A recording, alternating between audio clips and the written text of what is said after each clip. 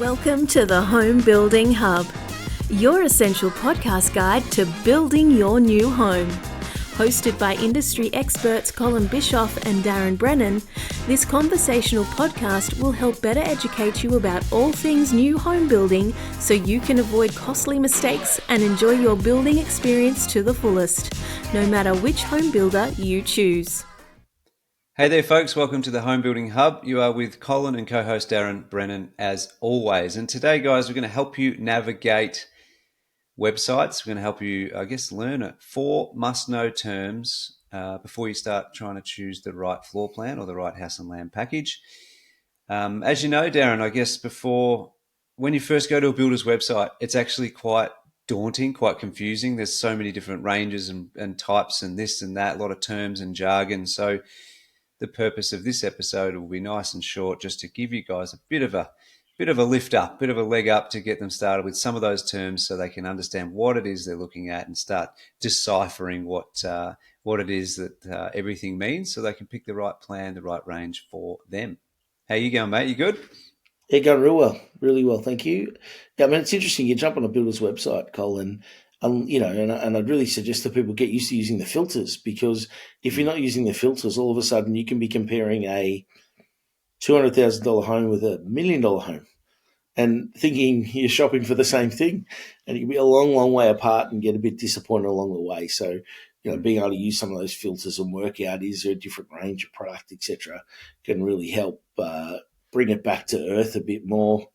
And again, a lot of builders advertise their prices on the website, but equally as many don't advertise their prices on the website as well. So, it's a bit of confusion, I guess, around what's it really cost and where's all that fit in. And so I think this episode will really help along with some of those questions people may have. Certainly will. So let's just kick it off. We'll jump straight in. So we've got 4 terms or sort of 4 things, I suppose we'll elaborate on and give you some heads up on. So the first one, Darren, is the design ranges and the standard inclusions. Okay, so when you see a booklet, when you go to a display, when you jump online, you will see, with most builders, not all, but most builders will have a form of design range. Okay, so I'm not going to name any specific ones. And what I'll do potentially, Darren, is do it in a different way. As I say, let's say that the ranges are silver, gold, and platinum. Okay, so just so everyone can understand, I guess, in context what that may be. Most builders will have a silver range and a gold range, a platinum range, maybe one of them, 2 of them, etc. The silver is a little, I guess, self-explanatory in the sense that it's probably aimed for the budget-conscious people, maybe first-home buyers, maybe investors. It's generally going to have more basic inclusions. It's going to have the most cost-effective, I guess, pricing. And I guess it's very common for those silver or entry-level ranges to have limited design changes. Sometimes they have color boards to choose from. You can't do an appointment and things like that. So they're more like a click and collect, quick, nice and simple process designed for people who are budget conscious. So that's generally, most builders will have a range like that these days, Darren, I would say. And moving on to the next one is, let's get moving up to the gold range, which is probably the most common one, which is the one where everyone used to just have one range. This would be it. It would have a whole range of floor plans. It would have good level of inclusions, promotions available, some flexibility usually, and it's probably suitable to most buyers. It's probably where the masses sit, is in this middle range, this gold range, we'll call it, Darren. And then the next one, as the example says, is platinum. So there are some builders who offer, let's call, luxury platinum. The problem is that so many words used in our industry, Darren, like absolutely. Premium inclusions, that could still be applicable to the silver range, So let's say the platinum one is like definitely those with a healthy budget. They're going to spend a lot of money on upgrades. They're really going to go crazy in the color appointment. And it's really that sort of dream home sort of status. That's probably the easiest 3 to explain. There are some other ranges that might be designed specifically for a townhouse range or a ranch style range, Darren, or dual occupancy range, etc. So lot more profile, housing code range, all that stuff. But if you look at it in the I guess when you go to the website, understand there's going to be a good, better, and a best, so to speak, that you're going to look at. Based on your budget, you can probably work out which one you're sitting in and go from there. Okay, so it's probably the first thing that you can be faced with when I know for me, Darren, when you look at a builder's website, which range do I actually click on? Most you can start off looking at all, but I'd suggest that you move to the standard inclusions and you just have a quick read up on what that good, better, best, that gold, silver, platinum, or silver, gold, platinum, whatever it may be, what those inclusions are, what the differences are, and that will help you with your navigation through those floor plans. Because like you said, Darren, use the filters. And if you know that you're sitting in the middle, that gold range, then just search for those ones. Okay, so that's probably more suitable as an outcome for you. I think the other relevant part with these, Colin, is some builders also, you're going to have to deal with different people for the different ranges. So you can't just walk into, the first display and go, I'd like to buy a premium, the top of the range product, because that may not be sold by that person. And again, you may find you get a little bit of an ordinary service because that person's not going to get paid for selling you that product, so they're a bit dismissive, etc. And again, you just understand that can be the case. Don't be offended by it. Just ask where you can go buy that product and move on to that location. Same with websites. You may find that some builders have multiple websites for different ranges of products. So you're thinking you're going to whatever builder you're looking for, but you're looking in the wrong place because they've got a separate website for that range of product. So unless there's a link on their website taking you to there, you might have to do a little bit more research or ask some more questions, pick up the phone and give them a call and find out where do I actually go to find your premium range or your bottom of the range, silver range or whatever. Yeah. So, yeah. So I'd say that's the first it's not one. as easy as it sounds, I guess. No, I may have overcomplicated it, but I guess what we're saying is before you go just looking at all the floor plans, get a basic understanding of what ranges are available and what inclusions apply to those ranges to help you understand which one is potentially most suitable or too suitable to what you're actually trying to achieve. Yeah. Yeah, of course. No, absolutely. Hey, the second one, Cole, we wanted to touch on was design names and sizes. And I think this is a really interesting one because, working at different builders over the years, they've all labelled their stuff differently. And, in the end, a 20 square home, which is 186 square metres, is the same. That's how big it is. It's either 186 or 20 squares, but they equal the same thing. So, I guess that initial bit can be a little bit confusing because the sizes, although it's exactly the same size house, it can be labelled in a different way. So in Victoria, the term squares is used a lot, but interstate New South Wales, Queensland, for example, they use square metres a lot. So depending on where you are will depend on the talk. Now, if I go to talk to someone about squares and I say, well, how big is a square? Most people have no idea. That it's, their house is 20 squares, but they've got no idea how big a square is. So there's a little bit of lessons in that, I guess. As I mentioned, 1 square is 9.29 square metres. So, if you pull out your calculator, 20 squares multiplied by 9.29 equals 186 square metres. It's a pretty simple calculation. So if you're unsure, most people have got a calculator on their phone. Check that out. Obviously, the builder will label those homes often. So it could be a colon 20 or it could be a colon 186. So be really careful with the 186 number because also what I've seen over the years is sometimes the builder will also label it the width of the block and the number of squares. So it could be a 1220 and you're thinking, is that mean it's 122 square meters? Is that 12.2 squares? No, it's actually 20 squares. So just make sure you look on the plans and check how big the actual home is. Don't get caught. A 186 is always going to be smaller. If you're thinking that's 18.6 square meters, you're selling yourself short. You're potentially discounting a home that's actually bigger than what it is. So a little bit of confusion out there on house sizes, and there's no rhyme or reason why builders label their homes that way. They just choose to and they run with it. And often it's because they've got a national approach, I guess, is probably the real key. Yeah. Yeah, So, it's for internal references as well, correct. And the so because name could be, you could have a really, really small home and it be called the Taj Mahal, which is a really, really big building. So don't get confused by the name too. And I don't know why a lot of them are named after hotels. And again, I guess there's a level of luxury and prestige about a number of those. I've seen houses named after race car drivers. I've seen them named after different artists.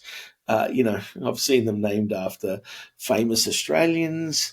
Um, you know, Builders make up something and run with it, and that's how they come up with their product yeah, range. In fact, back in our time at Simmons, Colin, I actually had my three children with house names after them. So it took me a long time to get that done, but that's that's as random as they come, right? Is I have my kids with house names and I work yeah, there. So yeah, names, sizes, just be aware, do your homework so you understand actually what you're getting is more the point.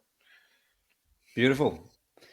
The next one for everyone to understand a little bit more on is lot dimensions. So when you click on a floor plan, or when you go to the filters and you want to search on there somewhere, it will give you some different sizes in terms of what lot size that house will suit or that house will fit on. Okay, so the best way to understand this is a a house width is not the same as a lot width. Okay, so a house cannot generally be built boundary to boundary all the way down and all the way front to back. You can't build that whole house on the whole block. Okay, so there's a thing we call site coverage, and there's a restriction on that based on the size of the lot and things like that. Okay, but in terms of the simple, I guess, understanding, when you've got a lot that's 12.5 wide, generally the house will be approximately 11.1 to 11.3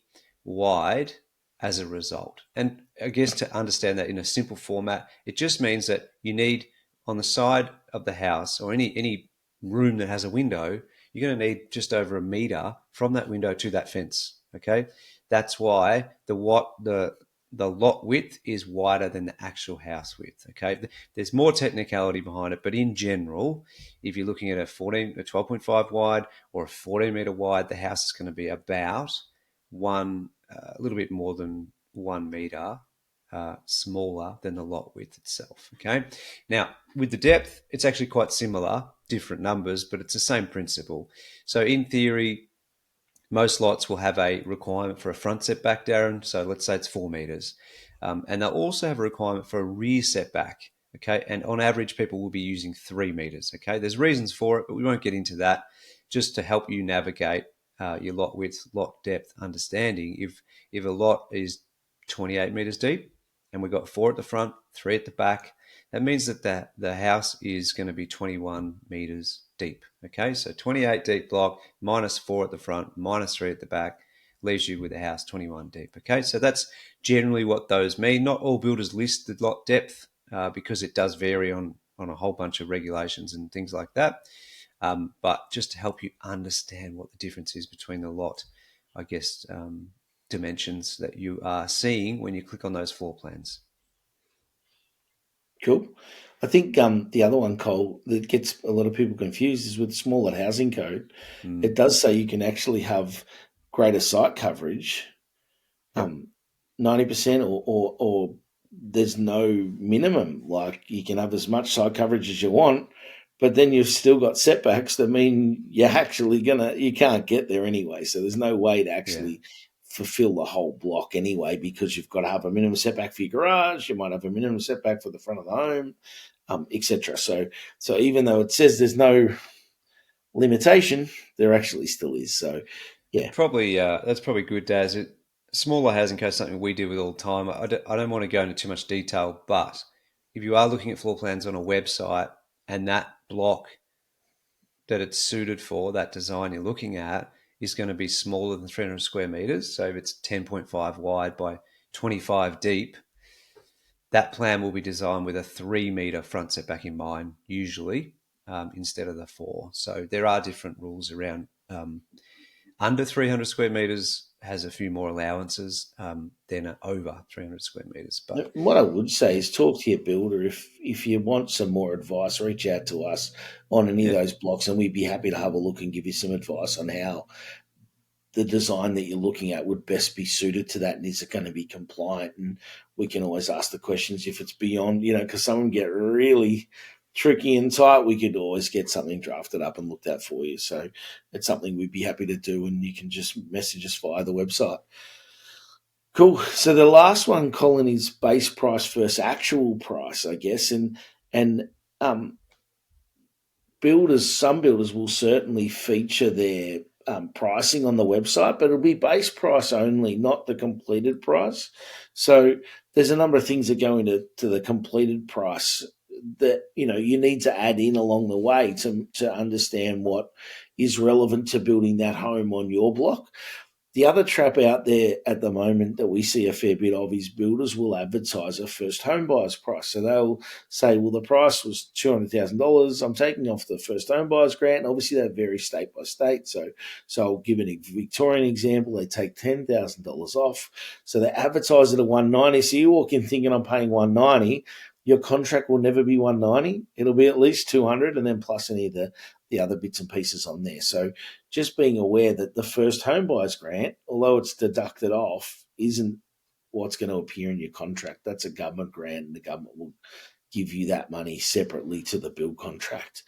You need to understand things that not included, such as site costs, are often not included. So again, depending on the builder and what they've got on offer, etc., for the most part, site costs won't be included. Estate requirements, so there may be certain requirements, like you might need to have a water tank that may not be included. You might need some render on your facade that may not be included, etc. So again, you've got to add those costs in. Don't choose a design just based on the base price alone, because it's a bit of a false sense of security. If you think, gee, I'm going to buy this because it's the cheapest one out there, by the time you add a number of these things in, you may find that the price has gone up a lot more than you expected, right? So look at, talking with your new home consultant and understand what's going to be the best option for you. Yes, price is really relevant, but it might be that you're better off paying $2,000 or $3,000 for an upgraded facade that now covers render and brickwork above the garage, and it's cheaper to do it that way, and you get a really nice looking facade on your home. So the consultant will be able to work their way through that with you to make sure that that home's going to suit your needs and wants on your block of land. Again, they might suggest, actually, let's look at a different design because you've got a lot of fall on your block. We now need to put retaining walls in, so we need the house to be a little bit narrow because we need to fit all this stuff on and still be able to build the home. So talking with your consultant will really help in that.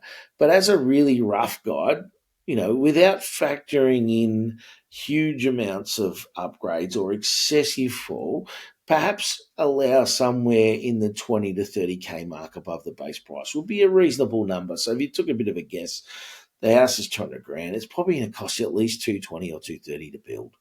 And that's just a starting price, depending on their standard inclusions, the bits and pieces you want, your site conditions, and the estate covenants and stuff that are there. But that's a pretty good understanding of what that would potentially look like. So, hopefully that's helps clear that one up for you as well if you're listening in. Cheers.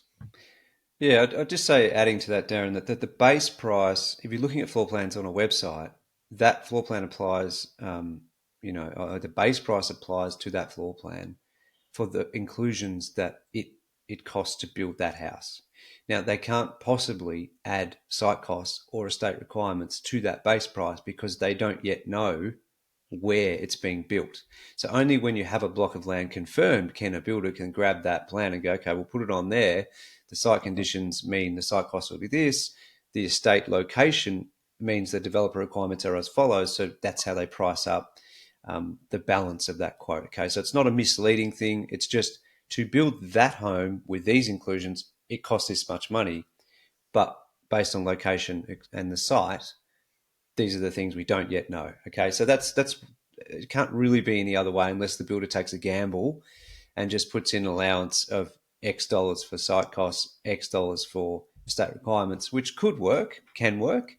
But then if you get hit with a really rough site and you've lost a lot of money as a builder, you probably won't be wanting to do that again. So Yeah, there will be that's why. if they bat down that path, Cole. There will be a very strict set of conditions that Yep. says it's on a block that's got under 300 millifall or under 500 millifall. It's on a block that's got all of the services connected. It doesn't have an easement. There's no fill on the block. There's the estate has no additional requirements above the standard inclusions. Like you're asking for like almost the impossible. But hey, if that exists out there, good luck. Well done. You're paying a little bit less, right? So yeah. So investor, first home buyer, maybe at about 20K on top of a base price, roughly for a normal site, basic at level of upgrades. If you're going to the next layer up, the average first home buyer with a bit of a budget or a owner occupier, perhaps lift that by another 20. Make it 40 grand roughly. This is just to give you a guide when you're looking and you're seeing base prices. Okay, if I had 40 grand, it'll be around this mark. Okay, and that helps you with your budgeting. That's what we're trying to achieve by giving you these examples. They will obviously vary builder to builder, location to location, etc. I think. Sorry, the other one that can vary a fair bit too in that, Cole, will be how much money you spend at their colour studio. Oh, so you can choose to go with all of the standard inclusions. And again, some builders will offer a more vast range of product in their standard inclusions. So instead of offering a couple of bricks, they might offer 4 or 5 or 6 or 7, as an example. So the guy that offers the 6 or 7 bricks, you're going to spend less money with because you're probably going to choose a brick within that. The guy that doesn't, you're going to get upgraded for bricks, so you might be up for another couple of grand to change to that brick that's included down the road. And they're the bits that are really difficult for people to shop, and certainly shop up front, and I've seen it where some people will spend no money and be able to get through a whole colour selection without spending a cent, and others will spend an enormous amount of money. And there's no rhyme or reason to either, because you could have gone standard or you could go fully upgrade. I guess your budget's what determines that and where you want your house to sit. So yeah. Beautiful. Well, there you have it, folks.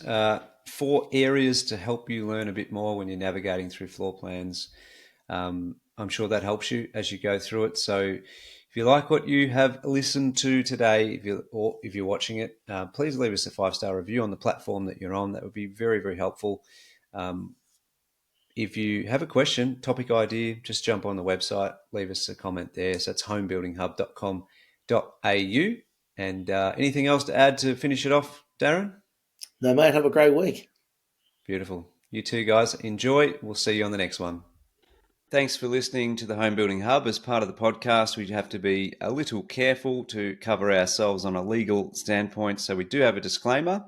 Whilst we're all about providing value to you, this podcast should not be considered legal or financial advice. It does contain general information only, and you should seek out independent professional advice on your own personal situation before you make any legal or financial decisions.